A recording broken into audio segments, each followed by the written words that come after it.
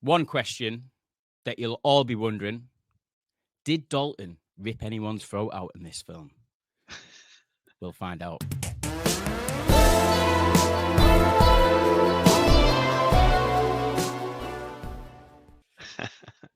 All right, guys. Roadhouse. I'm joined by Andy, Electric Geek. How are you doing, my friend? I'm good, mate, and I've got my suitably Dalton-themed Hawaiian I'm shirt on. jealous.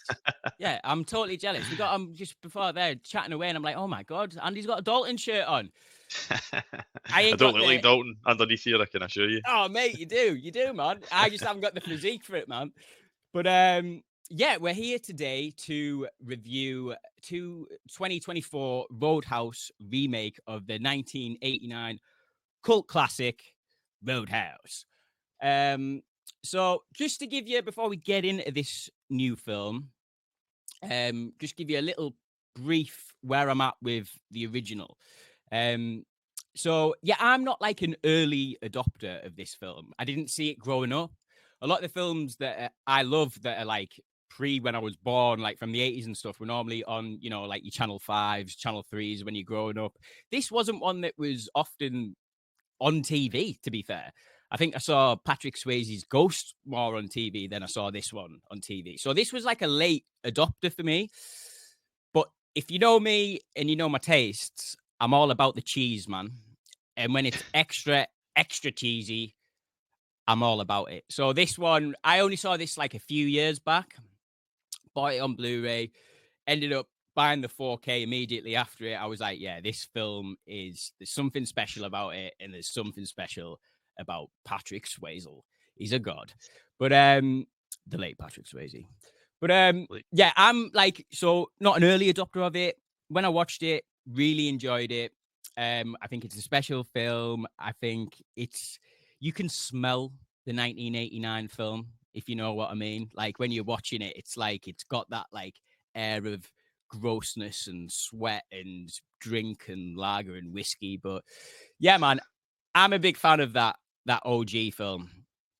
Especially Sam Elliott, who plays Wade. Like when that yeah. guy is introduced in that film, I'm a straight guy, but Sam Elliott playing Wade in Roadhouse. How you doing, my friend? Awesome. But yeah, Andy, 1989's Roadhouse.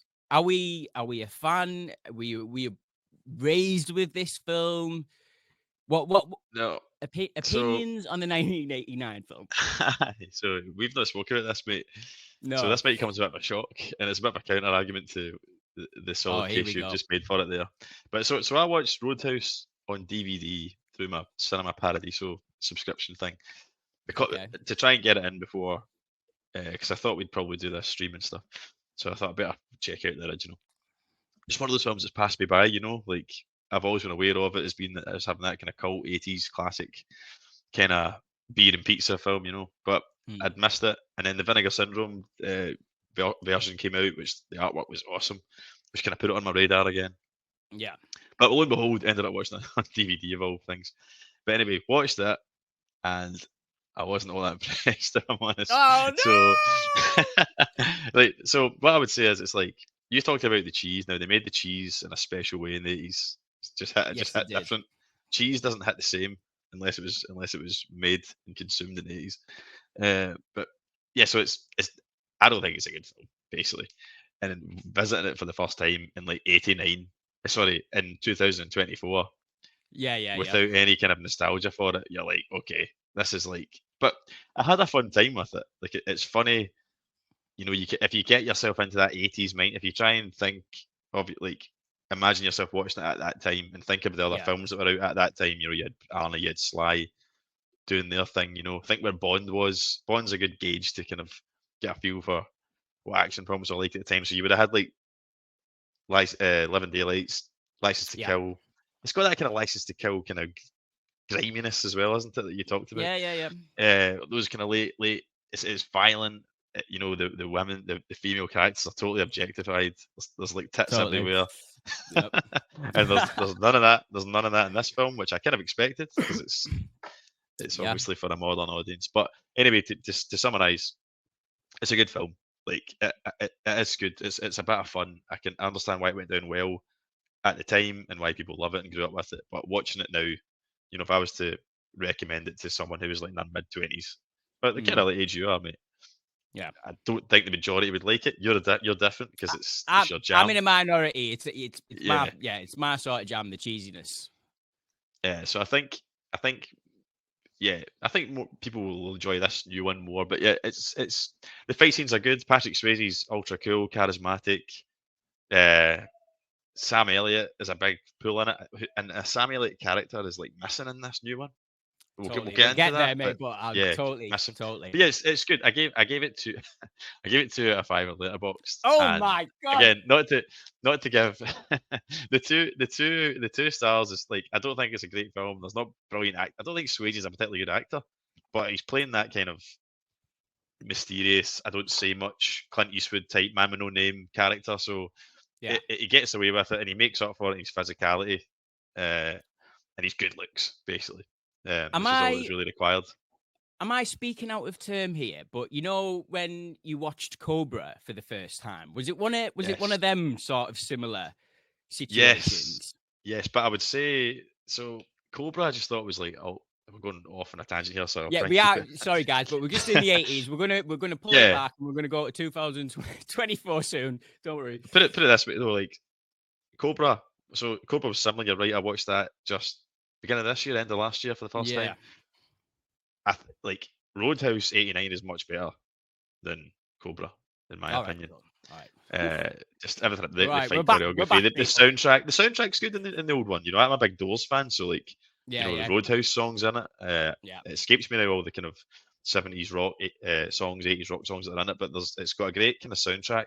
It's not really a soundtrack; it's just the songs are being played in the double juice all the time. So that's why it gets 2 stars. Oh, is it? Okay. Yeah. It gets 2 stars for me for its like unapologetic 80s kind of cheese vibes, Swayze's charisma, and the action. Action and soundtrack's good. But otherwise, it's like showing its age a wee bit, in 2024. I can't argue. Like I said, I'm in the minority for that one. But I get why people like it. I totally get why people that watched it at the time. Oh, mate, if I'd grew up with this film, it'd probably be like a top 10 for me. Like, it's got that sort of thing about it. But let's move on. Let's get out the past. Let's enter the future. Doug Liman, Roadhouse 2024. Now, I know he's had like a bit of a thing about this. Apparently, he's disowned the film already. He wasn't attending the premiere because he thought strongly about this particular film going to the cinema. He come out and said it was like one of Jake Gyllenhaal's best performances. Not sure about that, but Jake Gyllenhaal is amazing. But just for my overall thought of this 2024 film, I enjoyed it. It's like a solid turn your brain off Saturday night film. I think it does sort of look like a streaming film, especially near the end. I'm not going to lie. But overall, I enjoyed it. It's a solid action film. And Jake Gyllenhaal is without a doubt the best thing about this film. And like, just sort of reminds you that, like, not that we needed reminding, but this guy literally has it all. He can do drama, he can do like romance, but he can obviously do action extremely well. Conor McGregor will dive into him a little bit here. So, dearie me. Right. If this was 1985, I'd be like, yeah, this guy's got it, right? But his introduction in this film, Jesus Christ, I hated it. I absolutely couldn't stand it, the way they introduce him. He's just got that horrific smile on him the entire film. The whole film doesn't matter if even when he's getting punched in the face, he's smiling the same. I think, guys, sorry, but this is Conor's first and last acting gig that he's going to end up doing. But it's all right for him because he got paid $4 million to do it. So I was being reading early. $4 million, mate. People are like up in arms about it a little bit because that ain't $4 million's worth of work, if you ask me. But every time he spoke, every time he wasn't moving, I was like, get this man off screen. Get this man off screen. He's not doing anything for me. But Andy, I'd be lying if I said when he's actually in the action scenes doing the fighting, it does look good, and it does look believable. And one thing I wanted to ask, but before I get into that, before we dive really into it, I just want to get your overall thoughts on the 2024. Did you like it? Didn't you like it? Better than the 89 version? Just overall thoughts. Yeah, so it's a difficult one for me, this, because I didn't have huge expectations because, as you know, I didn't think that the original was like amazing. Visiting it was the first time in 2024, so I actually kind of thought this is going to be one of those rare occasions maybe where I'll like the remake more because I don't have any attachment to the old one. But I don't know if I do. Like, and that's what's weird now, because I don't know how to rate this film like out of 5, because I'm not sure. I think and now that I've seen them both, were I to revisit a Roadhouse movie, I think it'd be 89. Do you know that way? Yeah. Like, I think it's got more charm. Well, it's just got more charm to it. As I say, the soundtrack, it's a little bit less apologetic. So, like, as I say, it's good. I think you've touched on it. Jake Gyllenhaal's a good actor. Yeah. Plays it great. Plays him very much like a Reacher character. Like a... Yeah, good shout. A kind of very... He's got a kind of intellect about him. He can read a room. He can be violent. And there's that violence there that's under the surface all the time, which we find out more about why he's been containing it, why he's been really try hard to keep a lid on it, and he reasons with everyone right up until the last second. He's really like, it's funny when he beats up all those guys in the pub, and then it cuts to him like, he said, anyone got a car? And he's driving them all to the hospital. That was clever in a much better way compared to the 89 film. How he then meets the love interest is that I think he just gets in a fight and he gets stuck with a knife. Yeah. And he goes there and he meets her. But that was a much more funny interaction. When she basically chins him off for like saying, yeah, that's what a hero you are, what a nice guy you are, beating up these guys and having the courtesy to drive them to the hospital. But maybe if you just didn't do it in the first place and waste time, my staff's time. I thought that was really clever and a good use. So it's funnier, it's a bit more self-aware, it's a bit more intellectual. All I was looking for from this film, though, really was for it to be modernised, so that the barrier, if you like, for me, like the barrier I had watching the 89 version now would be removed because it's modern. Yeah. I'm not sure if it totally it was to an extent, but I think, they tried to make it a wee bit more acceptable for a modern era, but still trying to stay true to a film that's of its time. That's difficult, because how do you capture the charm of a film that's probably inappropriate in many ways now, like the way it depicts females and stuff, the kind of over the top ripping throats out and all that. Like, that's just, you can't have that in 2024. No. Not in like a 15 rated movie. So it's hard. I felt like it struggled to get the tone sometimes. Maybe that's just because I was applying my knowledge of the old one, but it's really difficult because that 89 one, it like we were saying, it's got such a feel about it, and when you've got the Jeff Healey band playing throughout the entire thing. One thing, like so the double deuce here, it's called the Roadhouse. It's not called that in the 89 version. I did like the setting of the bar and stuff like that. But one of the things that I was worried about going into this film was like, oh, what are they going to do with the music side of things? Are they just going to make this into like some weird nightclub where there's like an MC doing his next trap rhyme or whatever's going on? But they didn't do that. They had all these bands on throughout the film playing this sort of like harkening back to that 80s sort of vibe a little bit. Like the music wasn't, yes, it was modern, but it wasn't not as good, no way. But I'm just glad they didn't put this in like a nightclub somewhere. It was still like a bar, like, yeah, it was on the beach. It's a different sort of setting than that first setting in the 89. But yeah, man, I thought as much as they possibly could, they sort of did balance the tone and grab some of that uniqueness from the 89 version. Like, I wasn't watching it thinking, like, for example, like the new Crow trailer. That Crow trailer, there isn't a 9 Inch Nails song in sight, no Cure song. Do you know what I mean? It's updated for a modern audience. This was like towing the line a little bit. modern bands, but playing sort of like old style sort of music. Like I enjoyed that bit. I enjoyed that aspect, and I love the fact that they had the glass shield on the Yeah, music kind of stage as well. throwback That was a to the good wire touch. Yeah. mesh. Yeah. So, yeah, to be fair, there wasn't that many throwbacks to that original. It just sort of follows similar beats to the original. You know, I was waiting for the be nice if someone approaches you. Be nice. Yeah, the monologue. There wasn't that was That was missing. yeah. There was there was a few I haven't just watched it recently.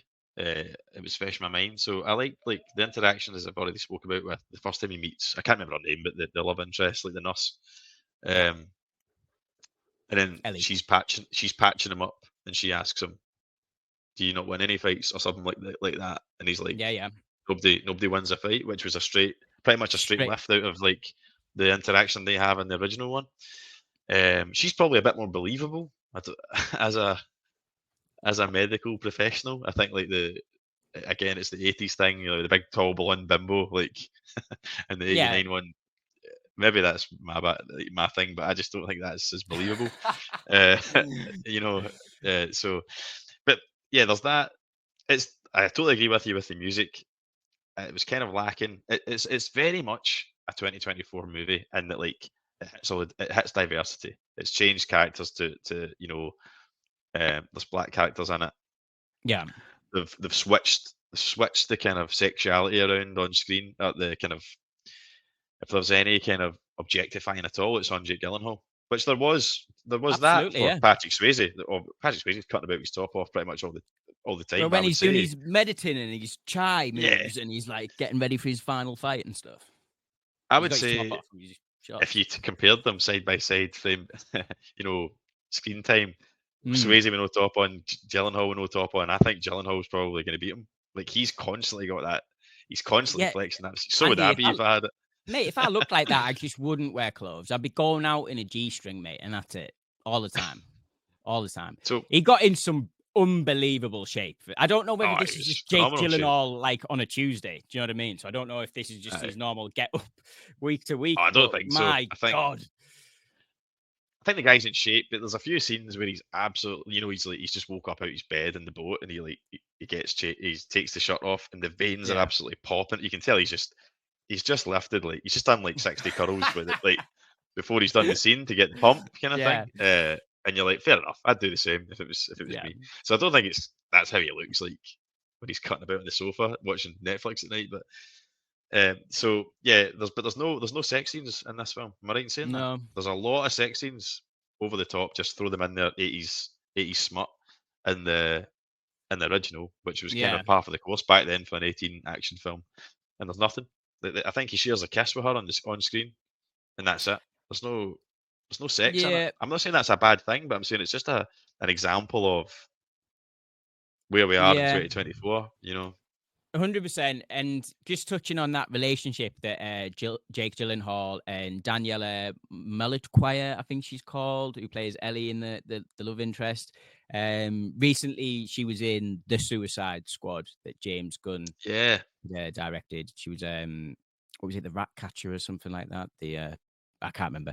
But yeah, Jake Gyllenhaal and this actor, I didn't really find their chemistry that amazing, but it wasn't amazing in the original either, to be fair. You're not going to watch Roadhouse for that sort of thing. You're just going to watch it for like the fights and stuff like that. I did really like the UFC angle they took with this. Obviously, we saw them images of Jake Gyllenhaal, it feels like years ago at this point, where he was like getting weighed in for his UFC thing and all that. But yeah, like the way they incorporated that, and that's the big thing. So that made Dalton snap. It doesn't really dive too much into that. It just sort of insinuates that this is a guy that can, if he goes across the line, he loses it. Do you know what I mean? So, and it was the same in the OG as well. Dalton you just never see what Patrick Swayze's done in the prior town that he's just been to, but he's had to leave something behind. He's like, like he when he crosses the line, he just loses it, sort of thing. It was the throat pulling out. It was an altercation, wasn't it, in the original? It was like he got into some kind of bar fight and he went too far. Yeah. And ended up killing the guy. Is that right? Yeah. So this one, with the UFC angle, I think it's, you know, a much Very more similar.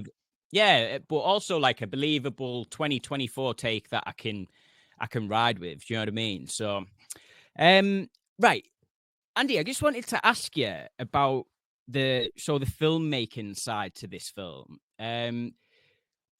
Honestly, I thought this was a pretty unique way of shooting the action in the fight scenes. I don't know if you picked up on anything or it, so it wasn't like shaky cam, and it wasn't almost like it was trying to like go for that one take sort of vibe.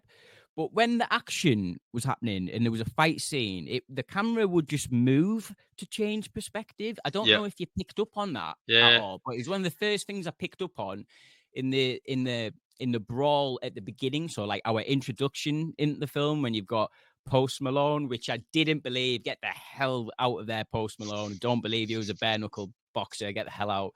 But we have like Jake Gyllenhaal coming, and when that fight scene's happening, just it was something I picked up on right away, and it sort of like set the way for the rest of the film, and that's how it would approach it.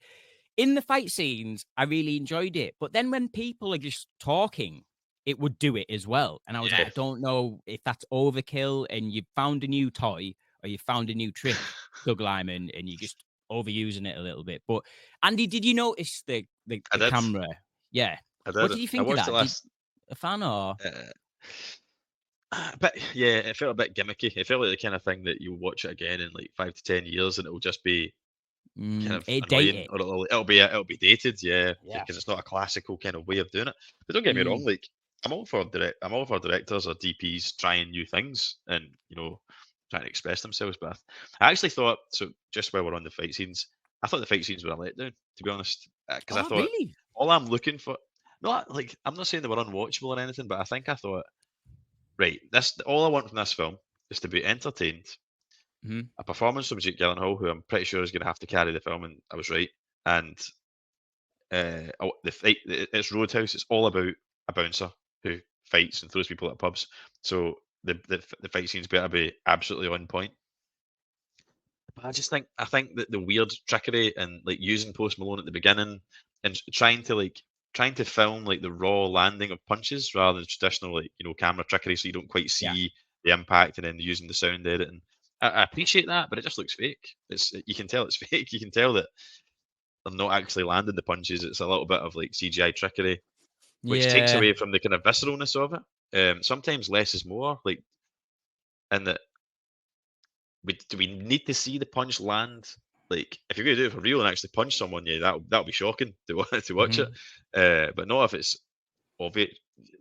Movie watchers aren't daft. They don't miss a trick. They can tell when something's been slightly edited. So yeah, I just thought that distracted and took me out of the action sequences a little bit. They're not all Yeah. like that. Some of them are a bit more conventional, a bit more some of the lower key stuff where he's like this, where Gyllenhaal's like disarming people and stuff, and it's all done quite quickly. The Reacher moments, if you like, is a bit more conventional, and I like that kind of style more. But I thought, the fast cam, the jumping between actors and then flipping to the kind of point of view, first person, and all that. I didn't mind that as much. But yeah, I just thought too gimmicky the style, and like I can't really remember them. Like I'm not even now. I'm thinking I can't remember a specific fight sequence that I'm like, oh, I'd love to just stick the film on again. Being someone who loves action films, I'll often put like a John Wick on and I'll watch a specific scene that I love the choreo. Sequence. Yeah. Like the Matrix, or watch the train, the end of the Matrix, stuff like that. I'm not putting Roadhouse on. No. I'm not desperate to go back and rewatch any particular fight sequence. So it's good. It's good. Like Gyllenhaal's believable, as you say. Conor McGregor is a real life UFC fighter, so when he's throwing punches and all that, he's very It looks authentic good looking. doing But it. it's undermined by the weird, like, it's the distracting way that it's been put together. I think that's just my opinion on it. So I felt the fight sequences are a little bit underwhelming because of that for me. For me, I'd be lying if I said I didn't enjoy that third act, the final fight scene between Conor and That's the best one. Jake. Aye, that's the best one. I just love how fucked up they both are at the end of it. Do you know what I mean? Like Jake Gyllenhaal looks like he's just been to war at the end when he just stood there and he's all bloody with his face and stuff like that. And he's got like one eye being able to see. It's just like, Jesus, like you've just been through it there, lad. But yeah, as far as the villains go, Andy, here, bit of a letdown, bit anything. The one saving grace about this villain clang is the guy who's just like, he cracked me up every single time he was on screen. I just want to get his name, what he was called. I know. Is it the guy who was in the cast? Yeah, Mo. He's Yeah, he called was Mo. class. His character, he was absolutely brilliant, and I was like sort of keeling over, laughing every time he was on screen. He is be nice. He defines be nice. Hey man, I just wanted to join a biker crew. It's really hard. There's not many about. Like I was pissing myself. It's a small laughing island. at that. Yeah. See when he his first line of dialogue, it went over my head because I didn't know that it was going to be a recurring joke. I didn't know it was humor. I thought it was terrible writing. Yeah, because it was like I was sitting with my mate I was Chris. a bit like that. So, yeah. I should say. So me and my mate Chris watched it last night. So we watched it on. I've recently got a projector, so we have movie nights. He often comes around. We watch films and stuff. So I was like, this one's been controversial because it's not getting the cinema release. So I was like, let's do Doug Liman Proud.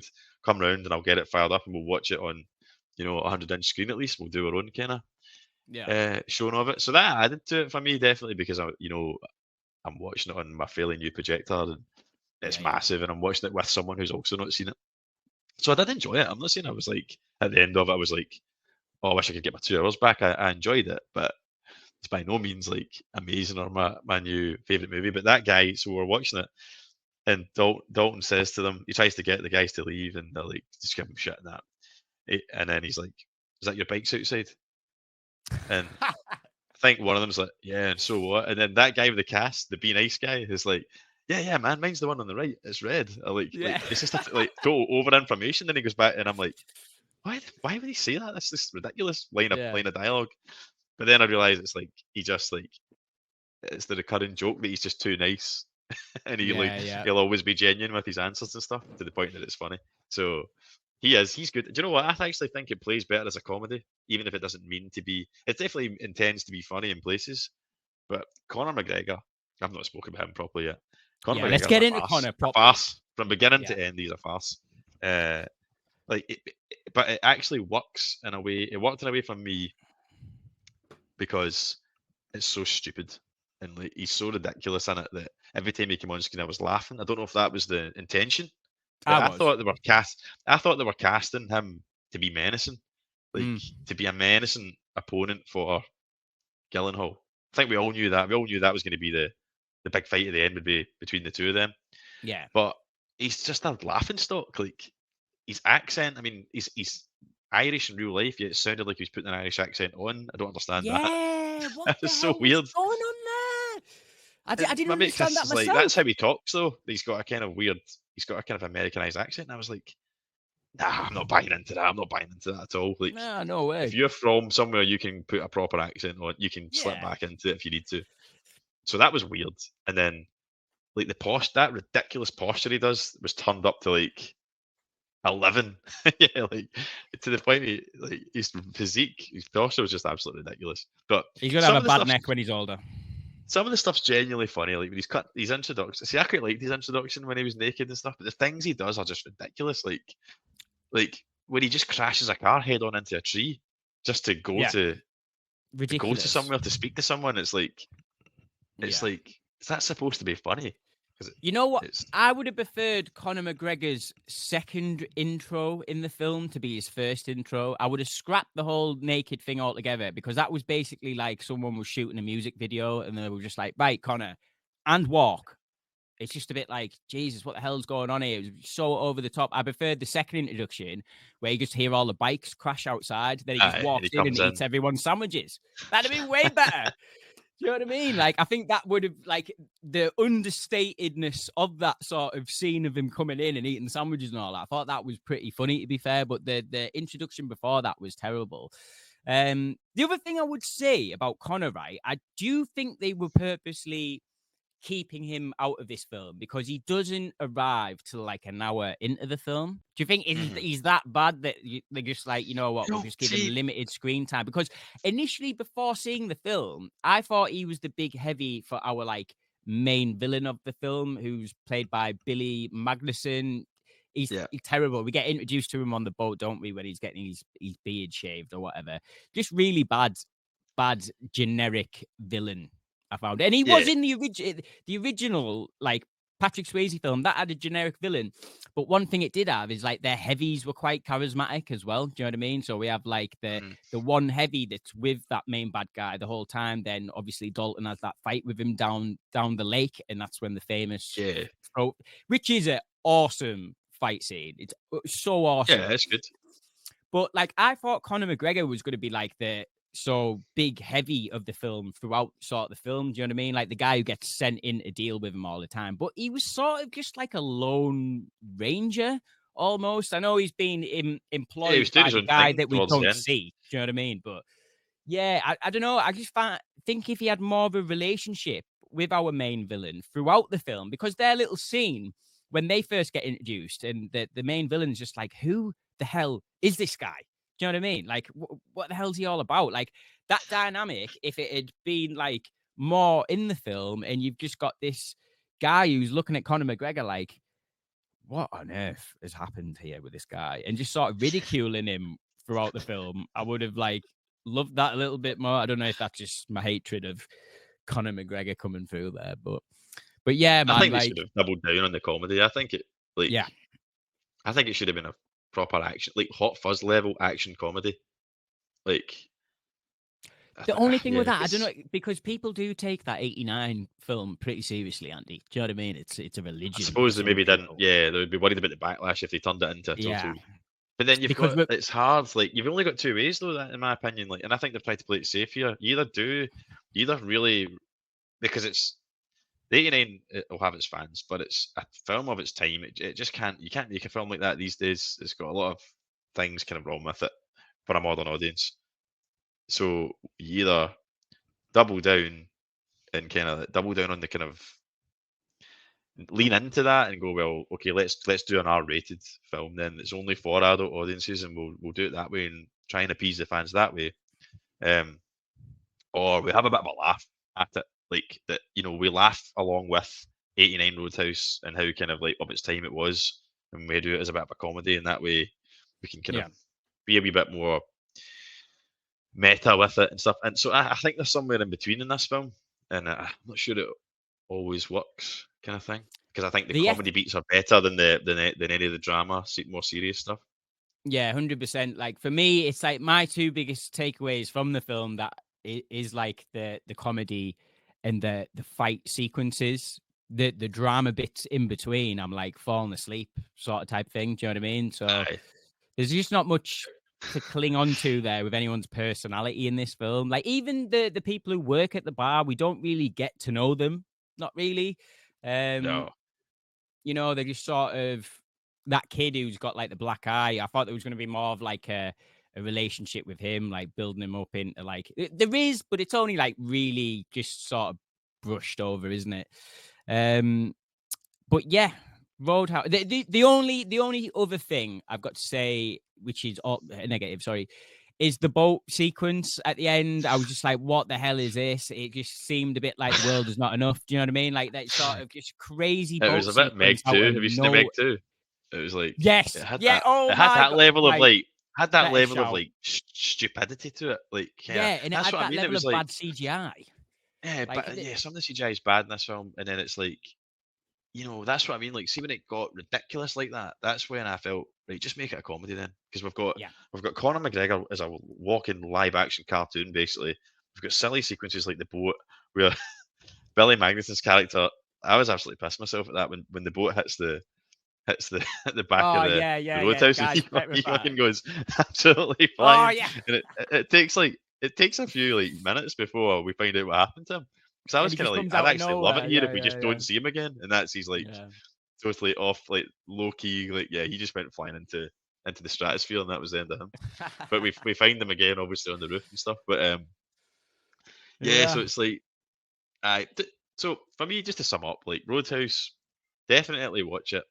It's slightly disappointing for me, Roadhouse 2024, because not being overly impressed with 89 and coming to it far too late. I thought this is going to be my Roadhouse. I wanted this Mhm. film to work. I wanted this to be my Roadhouse that I would, love and have respect for the old one. But this is my one. This is my era, and this is the one I'll watch. But I don't know. I think I'd rather watch 89. The good things about this is Jake Gyllenhaal. The comedy is surprisingly funny and quite like Mhm. self-referential. Like I like the road like the gag about because it annoyed me watching the 89 one. Why is the film not called Double Juice? Yeah, Why yeah, is it yeah. called Roadhouse? It doesn't make any that doesn't Roadhouse sounds a bit better than Double Juice, so I get that, but it's called Roadhouse because it's a roadhouse, but it's called the Double Juice, and the Double Juice alliterates.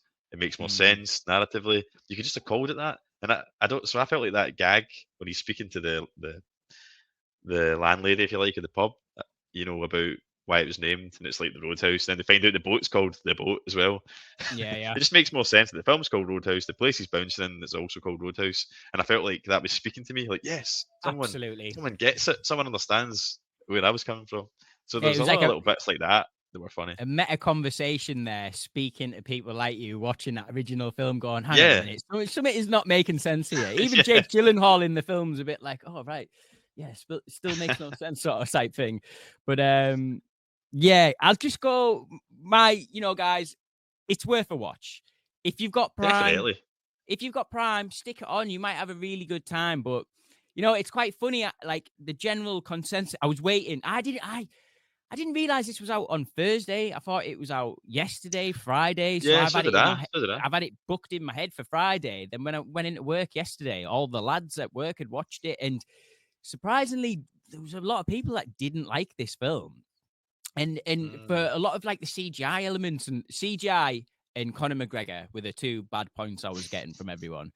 Um, I would agree but with that. yeah, I think that's accurate. He's a bit of a carry on in it, but if you could just get on board I would anyone going into it hasn't seen it yet that's worried about the kind of reviews. It's just like treat it as an action comedy and be prepared for a absolute caricature of Conor McGregor. And if you're on board with that going in, you'll enjoy it. It's not the best film ever, but you'll enjoy it. yeah.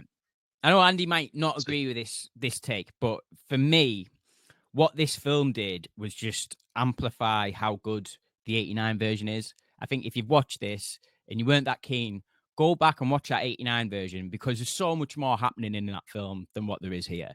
Like we didn't touch on it, but like the Sam Elliott character, Wade Garrett, is nowhere to be seen in this film.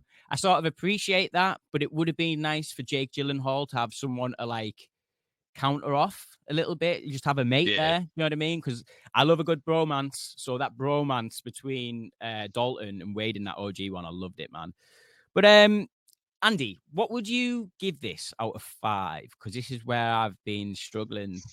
I'm Past. struggling. 'Cause- and, and, Yeah. and just to say, like, I do actually agree with you. I do think it amplifies the kind of qualities of the appeal of the original because, as I say, I gave it 2 out of 5, which definitely now I think was harsh. I think probably should have gave it 3 out of 5, That's 89. cold. It's cold, Because man. now I'm like, maybe even 3.5. But now I'm like, because as we know, like 3 always sounds bad, but 3 is a good score. 2 not so much. But I don't think I prefer this. I don't think I prefer this to 89. So, but I don't think, but I enjoyed this too much, or I enjoyed this enough to give it more than 2. So I'm like, Hmm. how can I give it more than 89 Roadhouse when I think that I would likely rather watch that again, and I think that's actually better. So I think if I was to, I think if I was to review both scores, and 89 Roadhouse might go up once I watch it again, but 89 Roadhouse is now a 3 out of 5 movie for me, Oh, and this is yes, we've done it, guys. and Roadhouse 2024 is 2.5. 2.5 out Cool. of 5. Where are So you at, mate? I'm somewhere between a 3 and a 2.5. Mm, I think I gave. I'm trying to think of some like genuinely bad films that I've seen this year, and Argyle was absolutely terrible for me. And I can't remember if I gave that a 2 stars or a 2.5 stars, but I can't give this a 2.5 stars because I enjoyed it more than that. But it is bordering somewhere. maybe it's a 5 out of 10, 6 out of 10. I'd probably just give it 3 stars out of 5. I think that's fair. And I'm being generous there a little bit. Like it just made the 3-star point, and that is because of Jake Gyllenhaal. He's absolutely amazing in this film. Quality, best part of this film, 100%. It's not a meaty role for him. It's not a meaty role, but he executes it well. Like awesome. Like you said earlier at the beginning of the review, like that. The bit where I knew this, I was gonna start enjoying the film, was the bar scene right at the beginning, and when he's taking them all to hospital and he's got them all in the car and he's saying bump bump when they're going over the road bumps. I was like, that's hilarious. You know what I mean? So yeah, it's an understated performance. Yeah, I think 2024 Dalton is slightly more relatable and likable because we see more of his like personality come out through his humor. Yeah, a wee bit more of a backstory. Whereas Swayze Dalton's also very likable, but in a more kind of like you want to be him, kind of like he's like a paper thin 80s action hero kind of idol that way. Yeah. Gyllenhaal's a wee bit more fleshed out and a wee bit more. He seems more intelligent. I think he just seems a wee bit more intelligent than Swayze's character. Yeah, I suppose. I think Swayze's character was a bit more cerebral, like he was a bit more spiritual, like, you know, like he didn't come across sort of, like you were saying, like that's he was smart, but like where he's doing all his meditation and stuff like that, like there was none of that with Jake Gyllenhaal in this film. All I'll say is that like he's like more. I would say Swayze's character in the original is a lot more kind of troubled by what's happened in his past, I think, and he's more. He shows more regret. It seems like it's weighing heavier on him. Like he's like, I don't know. When I was watching, I just felt as though like this has genuinely been an accident on like Swayze's part, and then when he does in the other guy, he kind of takes that hard as well. Like he shows a bit of like he really didn't want to do that kind of thing. But in this film, though, Gyllenhaal's like nice guy, and then we find out what happened, and then he kind of like it's different. It's as if he can turn it on. I mean, he kills someone, and he coldly covers up the murder and all that. That was a weird turn. That was a very weird turn. Like that, it went dark. Like for like 10 minutes of the film, it just went really dark. And you're exactly right. When he goes to the penthouse thing, and you've got that half full swimming pool, and he kills that guy and covers it up. It is really like, oh, that's what we're doing. And the beach scene with the cop as well. It was just like, right. Yeah, I found that a wee bit like weird turn. I found that a wee bit strange. Yeah, like I didn't see that coming because at that point it blurs the lines a bit. It's like, all right, this guy's not actually. He's an anti-hero. He's a proper anti-hero. Whereas I think, as much as like Swayze's Dalton, you could argue he's an anti-hero as well. I mean, he's beating people up. He's a bouncer, you know, and he's killed a guy and all that. But you do get the sense that it's all just been bad luck on his part because you know it's like a consequence of what he does, and he's genuinely remorseful about it. Whereas because he doesn't kill the guy at the end, he has the chance and he doesn't do it, and the townspeople kill him. Because he does, you know, because he doesn't want to kill really. Whereas Gyllenhaal's got absolutely no qualms about it at the end. You know, he's doing folk in for fun. So it's kind of it's weird. It's weird. Yeah, just to your point of the Patrick Swayze and him doing something in his past or in the prior town or when he's been at the bar and he's obviously killed someone or whatever. It never shows you it, does it? So I think it leaves your imagination to be like, oh, what the hell has he done sort of thing. Do you know what I mean? Whereas in this one, you actually see the event going down and it's just, it is bad, but it's like the way it goes down and he just carries on hitting that guy. Like, you know, like, at the end of the day, that the UFC is a sport. I'm sure everyone's temper can get out of hand and stuff like that. But the way it's also like depicted on the screen and stuff, I was like, whoa, it's like it's quite heavy. But yeah, mate. I think have you got anything else you want to flesh out of this new road? We've talked a bit longer. I've enjoyed it though. We've talked about yeah. I mean, it probably doesn't even merit as much of a deep dive as this Roadhouse. It's not the No, most we're being complex quite of films, generous but I here, suppose it's folks, in. for this film. But we're really reviewing 2 movies, aren't we? Because Yeah, it's not just one film. But no, nothing else. Let's not overthink it. Like I say, I've gave it 2.5 stars because I don't think it's amazing. I felt slightly disappointed because I thought it was going to be trailer sold it, and I thought, yeah, like I say, this is going to be my Roadhouse. It just like didn't deliver on the things I really needed. Gyllenhaal was great.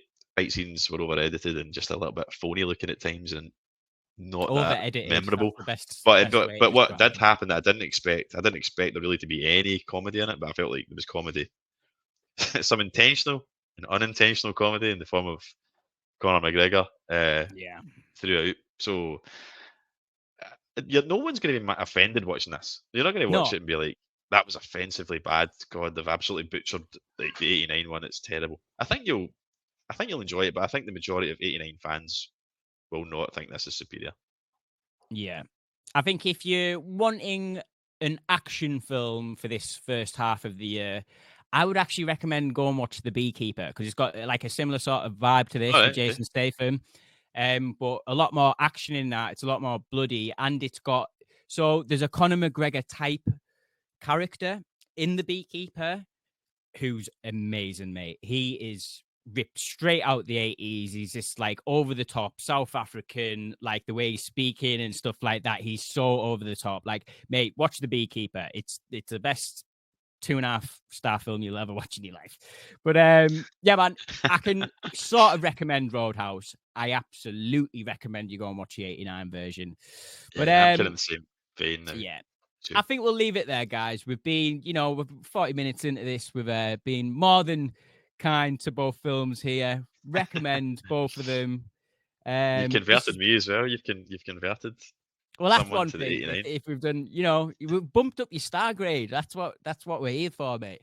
But yeah, guys, this has been the Total Movie Recall channel. Catch me and Andy both on a Thursday night at around 8 p.m. fortnightly, where we do a live stream. We break down the new movie news, trailers, whatnot. And there's been a few trailers come out this week. It's been like unofficial trailer week. So there's a few reactions on the channel as well if you want to check them out, guys. But Andy, where can the good people find you, mate? Yeah, on here, on YouTube, Electric Geek, just type that in all one word, you'll find me there. I've taken a wee break there, but I'm kind of back making content now. So I've got a podcast with Badger, who also features a kind of video podcast with Badger's my most recent upload, who also features on the channel. Yeah. Where we discuss like, I guess 8 games from like the last 30 years, video games that we would love to see adapted. So if you're into video games and stuff, cinematic games, then you can check that out. So that's what's up there. But yeah, 4K Blu-rays, reviews, physical media collecting and stuff is my jam, and there will be more videos shortly. So feel free to hit me up. Cool, man. Anytime. All right, guys. This has been Roadhouse 2024 review. Thanks for watching. We'll see you next time. Be nice. Be nice.